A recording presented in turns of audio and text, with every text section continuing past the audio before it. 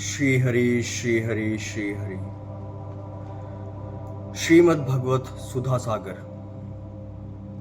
Gorakhpur printing press. ओम क्लीं कृष्णाय गोविंदाय गोपीजनवल्लभाय स्वाहा।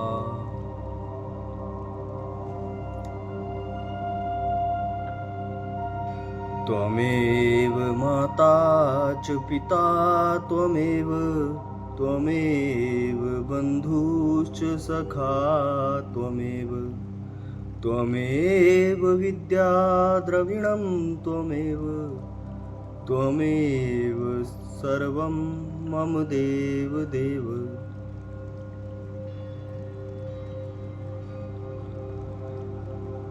हे प्रभु, हे केशव, हे कुंज बिहारी, तू मुझे इतनी शक्ति दे कि मैं इस संसार रूपी दलदल में रहकर तेरी उस परम आनंदमय करुणा का पात्र बनकर तुम्हारे उस शुद्ध सच्चिदानंदन स्वरूप को अपने चित्त में अनुभव कर तुम्हारे दर्शन की अभिलाषा को इस जन्म में पूर्ण कर अपना यह मनुष्य जन्म सफल बना सकूं। अस्तो मा सद्गमय तमसो मा ज्योतिर्गमय मृत्योर्मा अमृतगमय। नमस्कार दोस्तों, मेरा नाम अमित कुमार। मैं इससे पहले 3 पार्ट में गीता बुक रीडिंग कर चुका हूं। इसमें पहला अध्याय ऋषि मुनि नारद जी की भक्ति से भेंट खत्म हो चुका है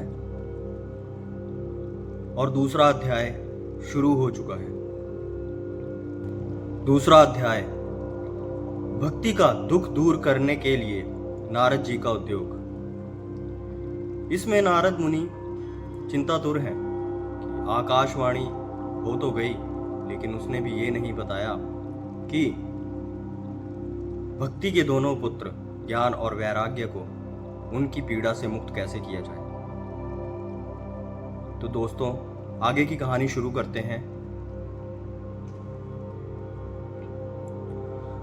सूत जी कहते हैं, शौनक जी, तब ज्ञान वैराग्य दोनों को वहीं छोड़कर नारद मुनि वहां से चल पड़े और प्रत्येक तीर्थ में जाकर मार्ग में मिलने वाले ऋषि मुनि से वह साधन पूछने लगे। उनकी उस बात को सुनते तो सब थे, किंतु उसके विषय में कोई कुछ भी निश्चित रूप से नहीं बताता था।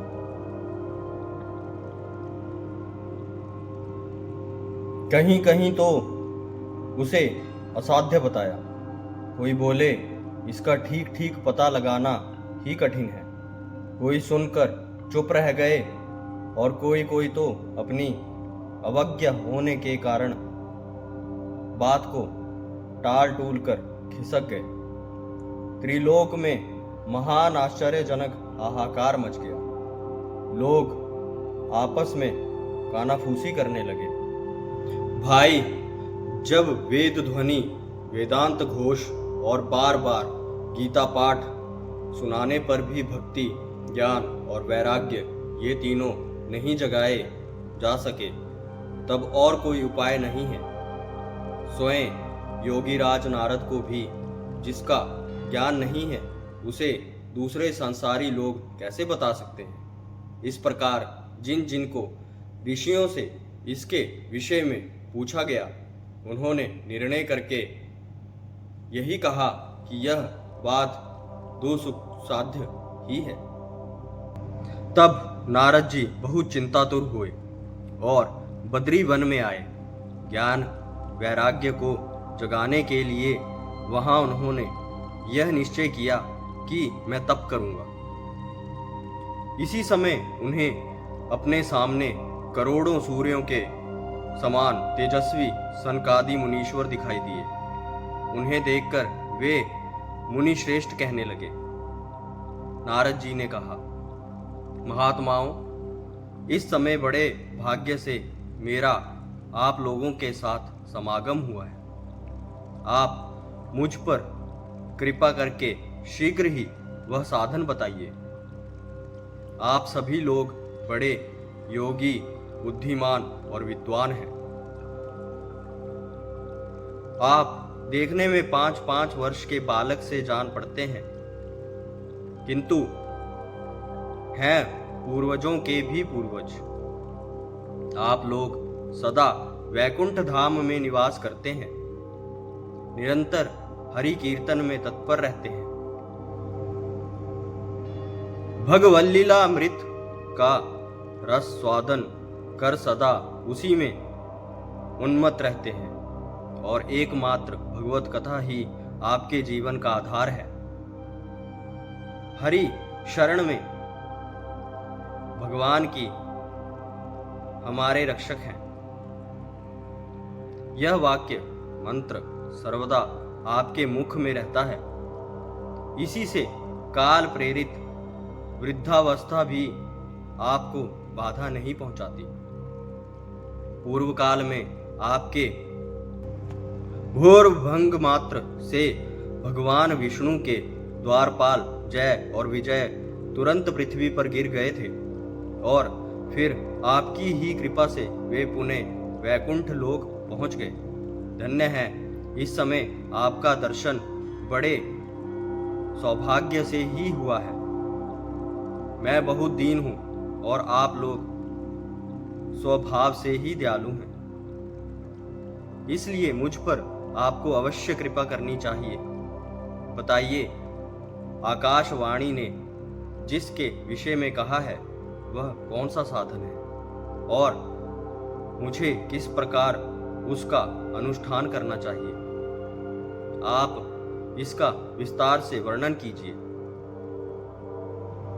भक्ति, ज्ञान और वैराग्य को किस प्रकार सुख मिल सकता है और किस तरह उनकी प्रेम पूर्वक सब वर्णों में प्रतिष्ठा की जा सकती है? सनकादि ने कहा, देवऋषि, आप चिंता ना करें, मन में प्रसन्न हो। उनके उद्धार का एक सरल उपाय पहले से ही विद्यमान है। नारद जी, आप धन्य हैं। आप विरक्तों के शिरोमणि हैं, श्री कृष्ण दास के शाश्वत पथ प्रदर्शक एवं भक्ति योग के भास्कर हैं। आप भक्ति के लिए जो उद्योग कर रहे हैं, यह आपके लिए कोई आश्चर्य की बात नहीं समझनी चाहिए। भगवान के भक्तों के लिए आप तो भक्ति की समयक स्थापना करना सदा उचित ही है। ऋषियों ने संसार में अनेकों मार्ग प्रकट किए हैं, किंतु वे सभी कष्ट साध्य हैं और परिणाम में प्राय स्वर्ग की ही प्राप्ति करने वाले हैं। अभी तक भगवान की प्राप्ति करने वाला मार्ग तो गुप्त ही रहा है। उसका उपदेश करने वाला पुरुष प्राय भाग्य से ही मिलता है। आपको आकाशवाणी ने जिस सत्कर्म का संकेत किया है, उसे हम बतलाते हैं। आप प्रसन्न और समाहित चित्त होकर सुनिए। नारद जी, द्रव्य यज्ञ, तपो यज्ञ, योग यज्ञ और स्वाध्य रूप ज्ञान यज्ञ, ये सब तो स्वर्गादि की प्राप्ति करने वाले कर्म की ही ओर संकेत करते हैं। पंडितों ने ज्ञान यज्ञ को ही सत्कर्म, मुक्तिदायक कर्म का सूचक माना है। वह श्रीमद् भगवत का पारायण है, जिसका गान शुक आदि महानुभावों ने किया है। उसके शब्द सुनने से ही भक्ति, ज्ञान और वैराग्य को बड़ा बल मिलेगा। इससे ज्ञान वैराग्य का कष्ट मिट जाएगा और भक्ति को आनंद मिलेगा। सिंह की गर्जना सुनकर जैसे भेड़िया भाग जाता है, उसी प्रकार श्रीमद् भगवत की ध्वनि से कलयुग के सारे दोष नष्ट हो जाएंगे। तब प्रेम रस प्रवाहित करने वाली भक्ति, ज्ञान और वैराग्य को साथ लेकर प्रत्येक घर और व्यक्ति के हृदय में क्रीड़ा करेगी। नारद जी ने कहा, मैंने वेद वेदांत की ध्वनि और गीता पाठ करके उन्हें बहुत जगाया, किंतु फिर भी भक्ति, ज्ञान और वैराग्य ये तीनों नहीं जागे। ऐसी स्थिति में श्रीमद् भगवत सुनाने से वे कैसे जागेंगे? क्योंकि उस कथा के प्रत्येक श्लोक और प्रत्येक पद में भी वेदों का ही तो सारांश है। आप लोग शरणागत वत्सल हैं तथा आपका दर्शन कभी व्यर्थ नहीं होता, इसलिए मेरा यह संदेह दूर कर दीजिए। इस कार्य में विलंब ना कीजिए। सनकादि ने कहा, श्रीमद् भगवत की कथा वेद और उपनिषदों के सार से बनती है, इसलिए उनसे अलग उन्हीं फल रूपा होने के कारण वह बड़ी उत्तम जान पड़ती है। जिस प्रकार रस वृक्ष की जड़ से लेकर शाखा ग्रंथ पर्यंत रहता है, किंतु इस स्थिति में उसका आस्वादन नहीं किया जा सकता, वही जब अलग होकर फल के रूप में आ जाता है, तब संसार में सभी को प्रिय लगने लगता है। दूध में घी रहता ही है, किंतु उस समय उसका अलग स्वाद नहीं मिलता। वहीं जब उससे अलग हो जाता है, तब देवताओं के लिए भी स्वाद वर्धक हो जाता है। खांड ईख के ओर छोर और बीच में भी व्यक्त रहती है, तथापि अलग होने पर उसकी कुछ और ही मिठास हो जाती है। ऐसी ही यह भागवत की कथा है। यह भागवत पुराण वेदों के समान है। श्री व्यास देव ने इसे भक्ति, ज्ञान और वैराग्य की स्थापना के लिए प्रकाशित किया है।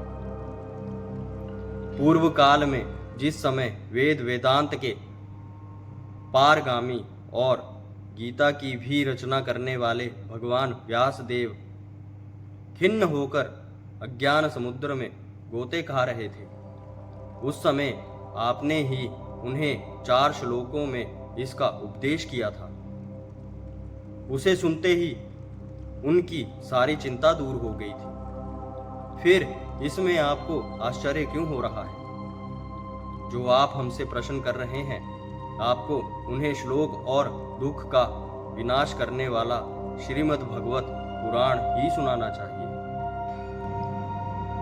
नारद जी ने कहा, महानुभावों, आपका दर्शन जीव के संपूर्ण पापों को तत्काल नष्ट कर देता है और जो संसार दुख रूप तावान लसे तपे हुए हैं, उन पर शीघ्र ही शांति की वर्षा करता है। आप निरंतर शेष जी के सहस्त्र मुखों से गए हुए भागवत कथा अमृत का ही पान करते हैं और प्रेम लक्षणा भक्ति का प्रकाश करने के उद्देश्य से आपकी शरण लेता हूँ। जब अनेकों जन्मों के संचित पुण्य पुंज का उदय होने से मनुष्य को सत्संग मिलता है, तब वह उसके अज्ञान जनहित मोह और मदरूप अंधकार का नाश करके विवेक उदय होता है। तो इसी के साथ दूसरा अध्याय समाप्त हुआ।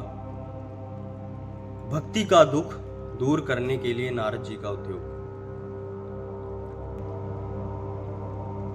इसमें नारद जी की भेंट होती है सनकादि ऋषियों से, जो कि देखने में बच्चे लगते हैं 5-5 साल के, लेकिन उनका ज्ञान बहुत ही बड़ा है, जो कि बहुत ज़्यादा ज्ञानी है, ऋषियों के ऋषि हैं।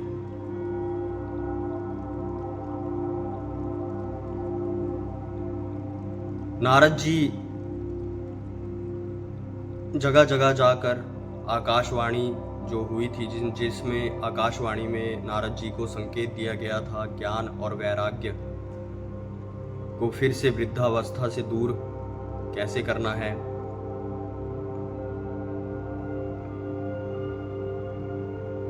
उसे कैसे सफल बनाना है, उन्हें उस अवस्था से कैसे बाहर निकालना है, इसके लिए तो इसी बीच सनकादि ऋषियों से नारद जी की भेंट होती है। वो नारद जी को बता रहे हैं कि कैसे इस कार्य को वह सफल बनाए। आगे हम पार्ट 5 में यह जानेंगे कि भक्ति के कष्ट को कैसे नारद जी दूर करते हैं सनकादि ऋषियों द्वारा बताए गए वचनों से।